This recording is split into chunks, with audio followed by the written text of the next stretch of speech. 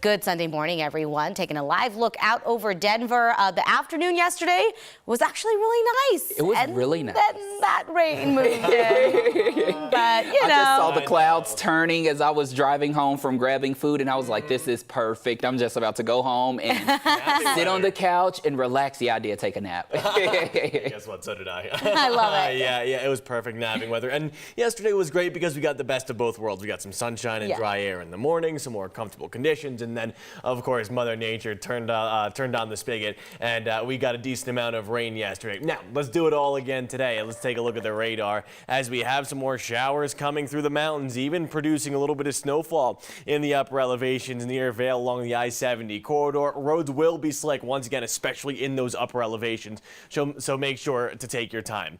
Upper 40s and lower 50s this morning. Denver, good morning, sitting at 49 degrees. Leadville at 35, Buena Vista at 41. Telluride, though, just above freezing there.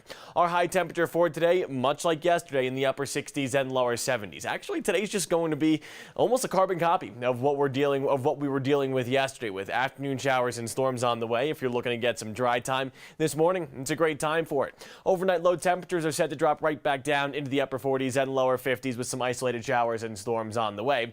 Here are the headlines moving forward. Much like yesterday, scattered showers and storms with unsettled weather to kick off the work week, but cooler and drier air is on the way too. I'll let you know when in my full forecast.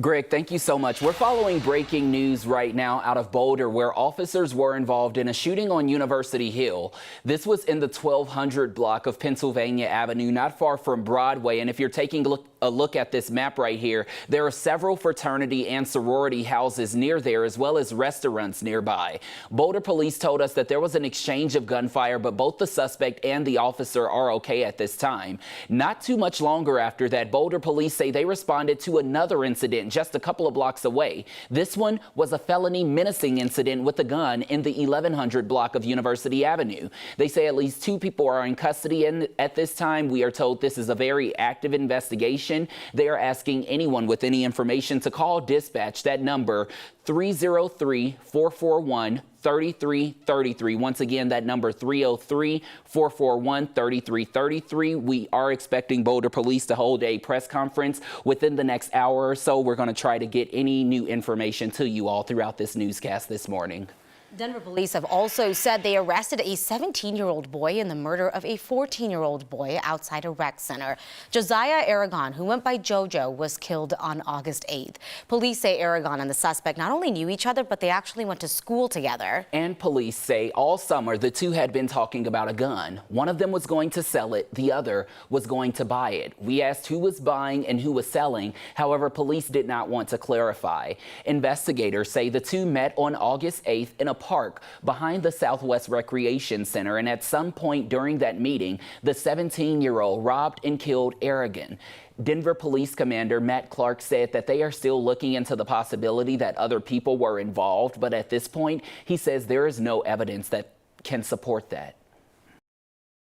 This was not a random encounter. This was not a chance encounter.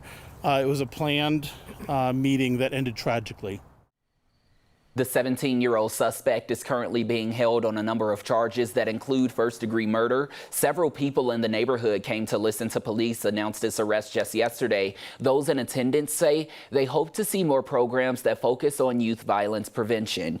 Denver Parks and Recs Director Happy Haynes said the city is currently working on ways to find ways to make this facility safer. In the meantime, the district attorney will ultimately decide on what charges that 17-year-old will face and whether or not that 17-year-old will be charged as an adult. We now know that it was a robbery that turned into a police chase that led to a shooting not far from the airport. Yesterday morning, we were telling you about this throughout the show. It ended with police shooting and killing one of the suspects near DIA after investigators say the suspect threatened them with a gun. One officer did go to the hospital, but is going to be okay. Here's Courtney Yoon. Investigators say it all started overnight here at this 7-Eleven. There was a robbery that occurred in Aurora, Colfax, and Sable at about 2 o'clock this morning. Denver Police Division Chief Ron Thomas says a smaller black SUV was involved in that robbery. A couple hours later, at about 5:30 this morning, Aurora police officers discovered that described vehicle at about Colfax and Chambers. He says Aurora cops tried to talk to the 2 male suspects in the car, but they drove off. Officers then began to chase them for several miles, ultimately ending up near Denver International Airport. In the 7400 block of Gun Club Road, Aurora officers attempted a forced-stop method, which caused the vehicle to lose control and ultimately crash. Thomas says this forced-stop method is also called a pit maneuver. The chase came to an end here at this parking lot near the airport. The vehicle was disabled, so the two occupants in the vehicle began to exit the vehicle. The driver was armed with a long gun that he threatened the officers with. Then Thomas says 3 police officers fired their weapons, hitting one of the suspects several times. He says police are not sure if the suspect fired his gun. There were 2 parking lot employees working at the time who heard the gunshots. The suspect went down. Officers immediately called for medical assistance and began rendering aid. The suspect shot by police died on scene. Police say the second suspect, the passenger, tried to run away, but police captured him. One Aurora officer was taken to the hospital but will be okay. That officer is in good condition, just suffering minor injuries as a result of the crash. So police have not released the identities of the suspects involved in the robbery and police chase. The interim chief says that because the shooting happened in Denver and an Aurora police officer shot and killed someone, there's now going to be a joint investigation with Denver State Patrol as well as CBI investigators. The results of that investigation will then be presented to the Denver District Attorney. Wheat Ridge police say a driver has been arrested for DUI after crashing head-on into a car Friday night.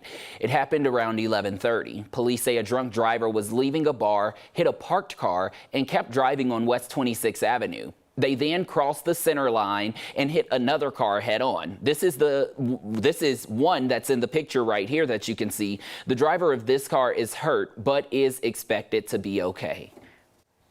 Well, yesterday, the Clear Creek County Undersheriff was laid to rest. Bruce Snelling died a week ago. Loved ones held a memorial service for him Saturday morning in Littleton. The Jefferson County Sheriff's Office says that his death was not suspicious. The death toll following the devastation of Hurricane Ian continues to rise after the break how FEMA plans to help those who've been impacted by the storm.